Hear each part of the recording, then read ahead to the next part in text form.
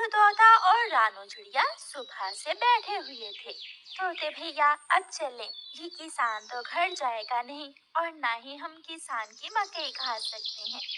रानू चिड़िया, लेकिन वो कालू कौवा कैसे हर रोज किसान की मकई ले जाता है?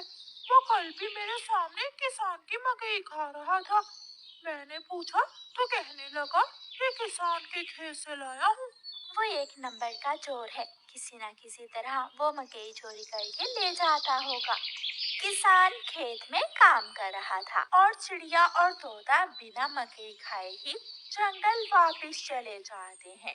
हाँ भी तोते और चिड़िया, बताओ क्या आज तुमने किसान के खेत से मकई खाई है? ना, हम तो सुबह से दोपहर तक पेड़ पर बैठे रहे, लेकिन वो किसान है कि घर गया ही नहीं और हम थक हार कर बिना मकई खाए ही जंगल लौट आए।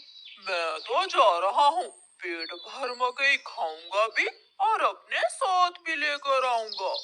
कालू कौवा इंसानों की बस्ती की तरफ जाता है। कालू कौवा किसान के खेत में जाकर किसान से कहता है, किसान किसान, तुम्हें तुम्हारी पत्नी घर बुला रही है, तुम्हारे घर में मेहमान आए हैं।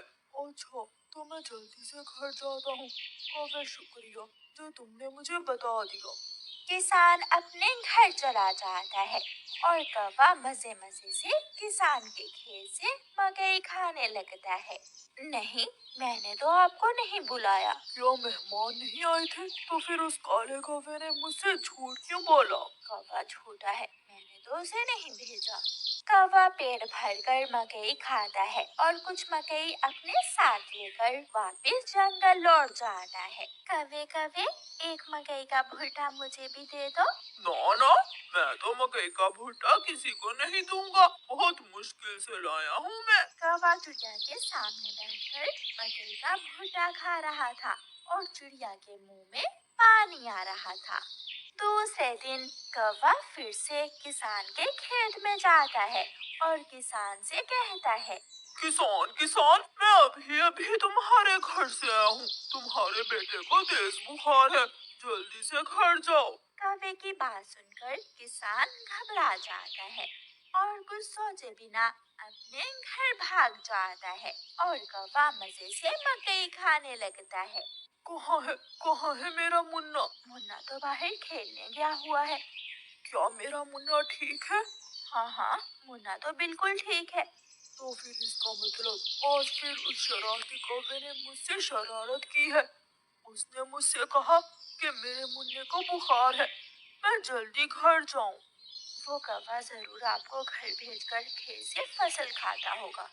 मैं कल देखूंगा वो कौवा कैसे मुझे उल्लू बनाकर मेरे खेत से मेरी फसल खाता है। कौवा जंगल जाकर बहुत खुश था।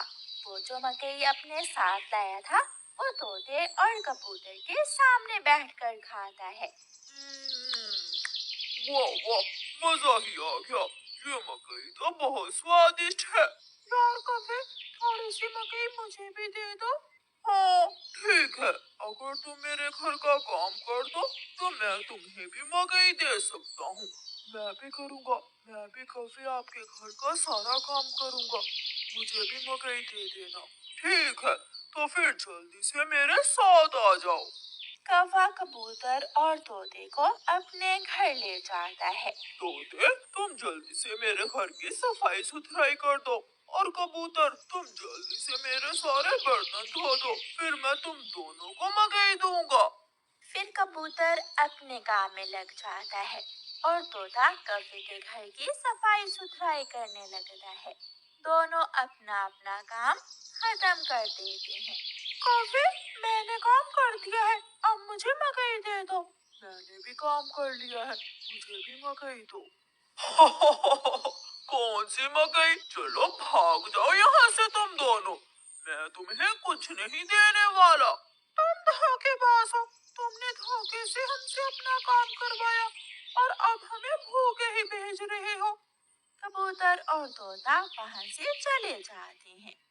कौवा हर रोज की तरह अगले दिन भी किसान को पागल बनाने के लिए किसान के खेत में चला जाता है। कौवा किसान के पास जाता है और किसान से कहता है, किसान किसान, मैं अभी अभी देख कर आया हूँ। तुम्हारी गाय जंगल की तरफ जा रही है। शायद उसकी रस्सी टूट गई होगी। मेरी गाय को तो शेर खा जाएगा।